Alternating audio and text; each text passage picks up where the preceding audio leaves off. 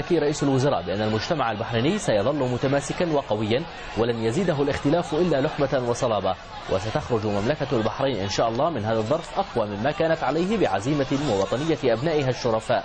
وأكد صاحب السمو الملكي رئيس الوزراء على ضرورة الحفاظ على البيت البحريني المتماسك الذي يرعاه حضرة صاحب الجلالة الملك حمد بن عيسى آل خليفة ملك البلاد المفدى حفظه الله ورعاه. وقال سموه إن الشعب البحريني يمثل الوحدة الوطنية التي يجب على الجميع حمايتها، فالبحرين كانت وما زالت وستظل رمزا للتعايش والتواصل ونبذ الفرقة والفتنة. وأضاف سموه أنه كما جبل أجدادنا وآباؤنا الأولون سنظل نحن كذلك أوفياء للترابط والتماسك المجتمعي وداعمين له ومساندين لكل جهد يهدف إلى الوحدة. وأكد سموه في هذا الصدد أن الحكومة تدعم وتكرس أجواء التعايش التي اشتهرت بها مملكة البحرين منذ الأزل حتى غدت المملكة حصنا للجميع. وقال سموه إن مستقبل مملكة البحرين مرهون بأبنائها، وأن أي تقدم راسخ نتطلع إليه من أجل هذا المستقبل نحرص أن يساهم فيه الجميع، ونحن معنيون بالبحرين التي لها حق علينا أن نحافظ جميعا على كل مكتسب تحقق فيها من أجل بحرين أكثر ازدهارا وأكثر بذلا في جودة الحياة من أجل الوطن والمواطن.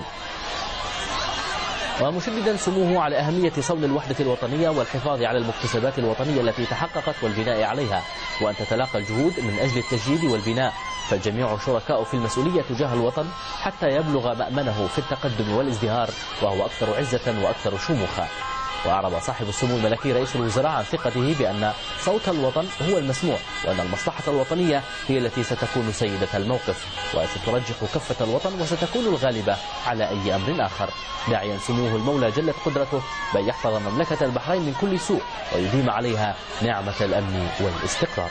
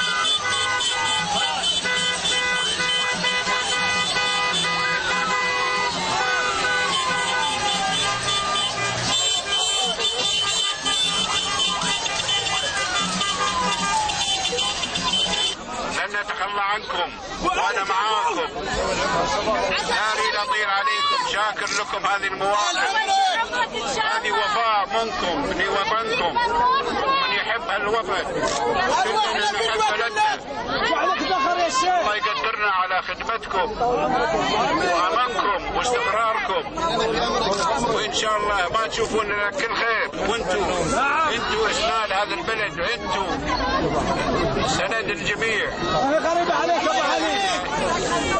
اشكركم واشكركم والله يقدرنا.